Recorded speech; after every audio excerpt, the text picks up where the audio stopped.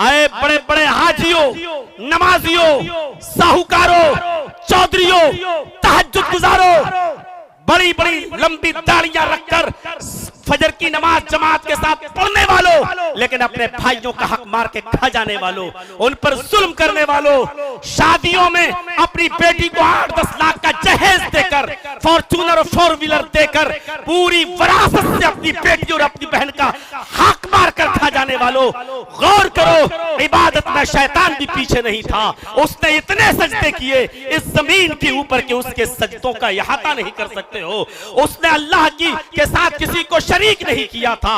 उसने अल्लाह की इबादत में कोई कमी नहीं रखी थी और वो शैतान अल्लाह के सामने सजदा करने का इनकारी भी नहीं था, लेकिन उसने आदम को सजदा नहीं किया, अल्लाह का एक हुक्म नहीं माना, सिर्फ एक हुक्म और निकाल दिया गया।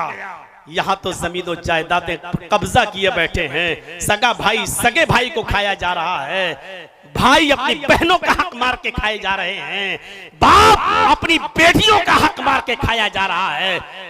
मेरे भाइयों, बहुत सोच समझ, मैंने पूछा था फारूक अब्दुल्ला साहब से कि आपकी कमेटी की तरफ से कोई मौजू है मुझे, या मैं अपनी तरफ से रख लूं। मैंने कल या परसों ही पूछा था, तो शेख ने कहा कि नहीं, हमारी तरफ से तो कुछ नहीं, इस्लाह मुआशरे पे रखें तो बेहतर होगा, वरना आप जैसा बेहतर समझें। तो बहुत सोच समझ कर मैंने इस टॉपिक को उठाया कि आज इस चीज की जरूरत है। आज हाजी ही समझता है कि मैंने नमाज पढ़ ली, हो गए बस पार साफ, यहाँ मरे डायरेक्ट जन्नतुल फिरदौस में दाखिल।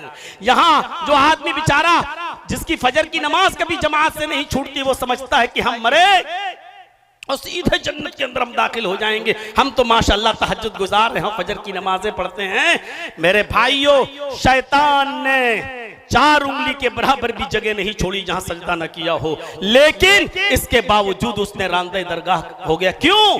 क्योंकि जब अल्लाह ने हक दे दिया आदम को सजदा करो, अब ये हुकूकुल इबाद में शामिल है, तुम आदम का को सजदा करो तो आदम का हक अदा होगा। और नहीं, वो हुकूकुल्लाह में कमी नहीं करता था, हुकूकुल इबाद में कमी की रांदे दरगाह कर दिया गया। वो अल्लाह के सामने सजदे में कमी नहीं करता था, लेकिन उसने आदम का हक अदा नहीं किया, निकाल दिया गया।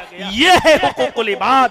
नमाज पढ़ने वालों सोचो, बेनमाजियों से तो आज हमारा कोई खिताब ही नहीं है, उनसे तो हमें कोई मतलब ही नहीं है। यहाँ तो हम तहज्जुद गुजारों को मुखातब कर रहे हैं, यहाँ तो हम उन नमाजियों और फजर के मैं जमात नमाज पढ़ने वालों से मैं कह रहा हूं, जरा नमाज पढ़ने जा रहे हो, जरा सोचो कि हम किसी का हक तो नहीं मार रहे हैं।